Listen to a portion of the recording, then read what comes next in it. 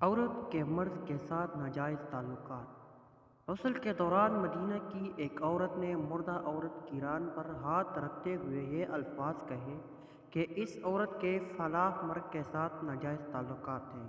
یہ بات کہنا تھا کہ اللہ تعالیٰ نے اپنی ڈھیلتے ہوئی رسی کھینچ دی اور غسل کے دوران جو ہی غسل دینے والی عورت نے مندرجہ بالا الفاظ کہے تو اس کا ہاتھ میت کی ران کے ساتھ چپک گیا۔ چپکنے کی قوت اس قدر تھی کہ وہ عورت اپنا ہاتھ کھینچتی تو میت گھسیٹتی تھی مگر ہاتھ نہ چھوٹتا تھا۔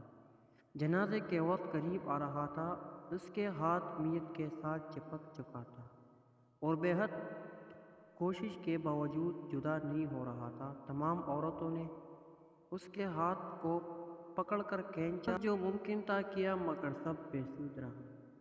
دن گزرا، رات ہوئی، دوسرا دن گزرا، پھر رات ہوئی، سب ویسا ہی تھا۔ میت سے بدبو آنے لگی اور اس کے پاس ٹھہرنا بیٹھنا مشکل ہو گیا۔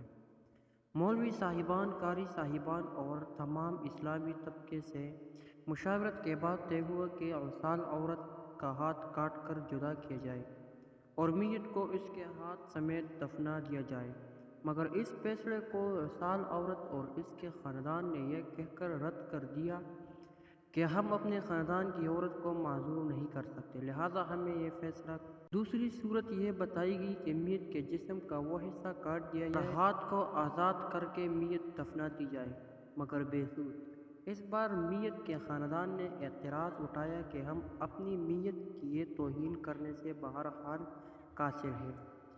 اس دور میں امام مالک قاضی تھے۔ بات امام مالک تک پہنچائی گئی کہ اس کیس کا فیصلہ کیا جائے۔ امام مالک اس گھر پہنچے اور صورتحال بانپ کر غسال عورت سے سوال کیا، اے عورت، کیا تم نے غسل کے دوران اس میت کے بارے میں کوئی بات کہی؟ غسال عورت نے سارا قصہ امام مالک کو سنایا اور بتایا کہ اس نے غسل کے دوران باقی عورتوں کو کہا کہ اس عورت کے فلاں مرد کے ساتھ ناجائز تعلقات ہیں۔ امام مالک نے سوال کیا، کیا تمہارے پاس اس الزام کو ثابت کرنے کے لیے گواہ موجود ہے؟ عورت نے جواب دیا کہ اس کے پاس گواہ موجود نہیں۔ امام مالک نے پھر پوچھا، کیا اس عورت نے اپنی زندگی میں تم سے اس بات کا تذکرہ کیا؟ جواب آیا، نہیں۔ امام مالک نے فوری حکم صادر کیا کہ اس غسال عورت نے چونکہ میت پر تہمت لگائی ہے، لہٰذا اس کو حد مقرر کے مطابق 80 کوڑے لگائے جائے۔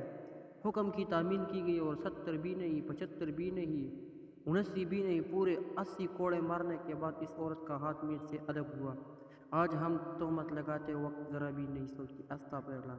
مہربانی کر کے شیئر کریں۔ استغفر